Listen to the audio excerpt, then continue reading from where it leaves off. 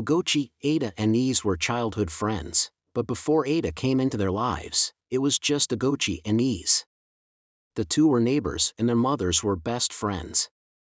Ugochi and Ease were inseparable and they did everything together. They went to the stream together, played in the forest catching wild birds, and enjoyed climbing trees. The other kids would tease them and call them husband and wife. The boys in particular would say Ease was a woman rapper because he wouldn't play with them. The only time Ugochi and Ease were apart was nighttime when they had to return to their respective homes. One evening, on their way back from the stream, the friends saw a group of children teasing and bullying a little girl. They immediately put down their pots of water and tried to help her. They chased away the bullies and followed the girl back to the stream so she could fill her own pot with water. Then they followed her home. The girl's name was Ada and she was the Idibia's daughter. Ada grew up in a neighboring village and was raised alone by her mother until her death a few months ago. Her grandmother brought her to Ugochi and Ease's village so Ada could live with her father. Because of her father's profession, Ada was teased and bullied by the other kids. Some of the children called her a witch. They ran away from her when they saw her while the bold ones called her names to her face and bullied her.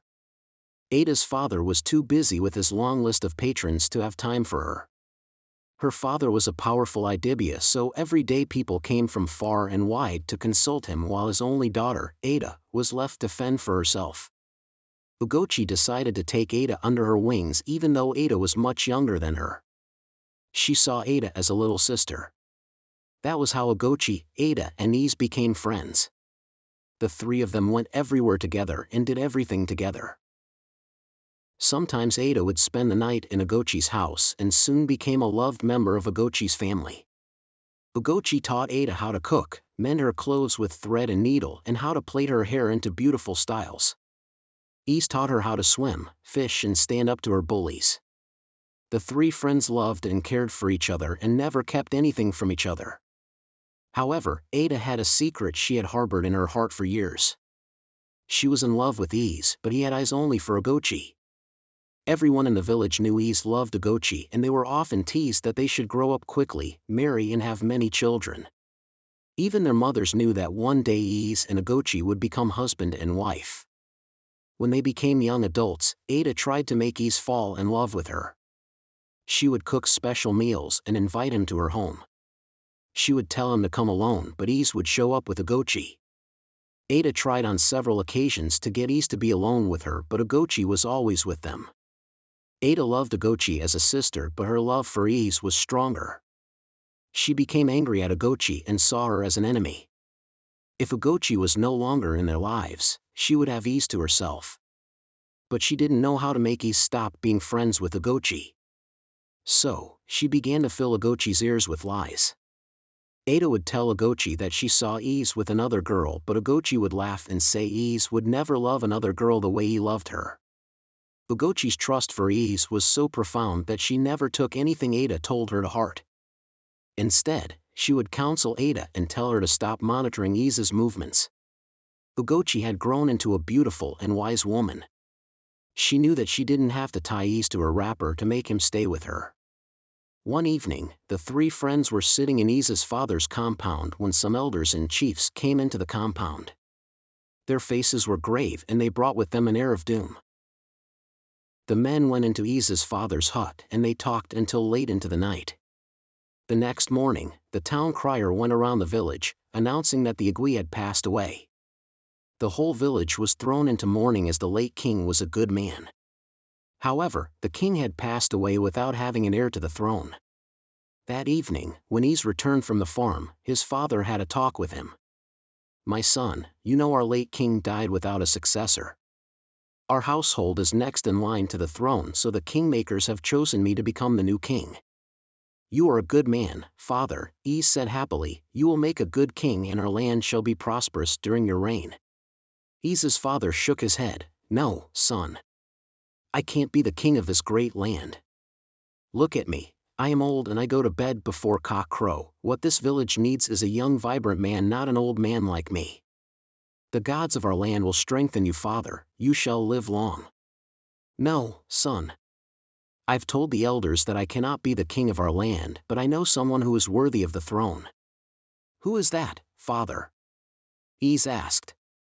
It is you, my son. You are young and agile. You are wise and kind. You are what our people need. Ease gasped, Father, that is a huge responsibility and I am too young. You are our next king, Ease. His father said with a note of finality. Ease was too shocked to respond. He had never thought of being a king, and the thought of being responsible for the whole village filled him with dread. Ease, his father called softly, there is a condition attached to it. What's that, father? Ease asked in a weak voice. You must be married before you are crowned king. We have never had an unmarried king, it is a taboo. This condition made his heart beat in excitement. Ease had looked forward to being married his whole life. He didn't mind this condition at all. Yes, father. I will become the king of our land, he said. His father touched his shoulder. You must not tell anyone what we discussed. Keep it a secret until all the rites are done. Yes, father. Even the girl you want to marry, you must not tell her you are going to become king. I trust Ugochi, father, she's a good woman. Still, keep it a secret, son. You have my blessing to marry Ugochi. Let me know when you want us to pay her family a visit. That night, Ease was so excited that he couldn't sleep. In the middle of the night, he snuck out of the house to see Ugochi. He knocked on her door and she let him in. This wouldn't be the first time they would be meeting this way. Ugochi, I want you to become my wife. My father has given me his blessing to marry you. Ugochi's heart filled up with joy and she hugged him. Yes, I want to be your wife. My people and I will pay a visit to your family soon. We must get married as soon as possible. What's the hurry? She teased him. You have waited your whole life. I am sure you can wait a few more weeks to make me your wife. No, Ugochi. We must marry within a few days. Why? Ugochi asked with worry in her voice. I know you, Ease. What's on your mind? Please tell me. Ease shook his head, refusing to tell her, but Ugochi pleaded and pleaded until he succumbed and told her that he would soon become the king of their village and she would be his queen. Ease begged her to keep it to herself. He made her promise not to tell her mother, siblings, or Ada. Ugochi promised to keep it to herself. But the next day, on their way to stream, Ugochi couldn't help humming and smiling to herself. Why are you so happy, my friend?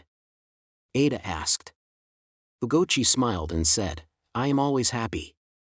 Yes, but today you seem very happy. Are you keeping a secret from me? Ada asked. Oh, Ada, I'll tell you when the time is right. Ada went on her knees and grabbed Ugochi's legs. Please, please, please, tell me or I shall die out of curiosity. We are now sisters, or don't you trust me? Ugochi told Ada to get up and she whispered into Ada's ears, Ease asked me to marry him, she said with excitement. Do you remember the night some elders visited Matsiegu? Yes, Ada nodded. Ease is going to be our next king and I shall be his queen. Ugochi said. Ada's face tightened as jealousy filled her heart. Ugochi noticed that she wasn't happy and she quickly comforted her. You can live in the palace with us, Ada. We will not leave you behind. Thank you, Ugochi. I am happy for you, Ada said with a fake smile. When Ada got back home, she rushed into her father's hut, crying. What is the problem? Her father, the Idibia, asked. You are not a good father. How can you be the most powerful in this land and your daughter is miserable? I don't understand you, my child. The man I want is about to marry another woman. I want you to make him love me. Ada's father smiled and asked her to sit down. Reluctantly, Ada sat beside her father. My daughter, what you've asked me to do for you is a small task, but I won't do it. I've never used my power for evil. Ada broke down in tears and began to wail. You are a bad father. I regret being your daughter. Ada went on her knees before her father. If you love me, prove it to me, father. Then she told her father Ease was the man she was in love with and he'd soon become a king. Ada's father refused to be a part of her evil plan, but Ada was determined to get what she wanted. Every day, she cried and pleaded with her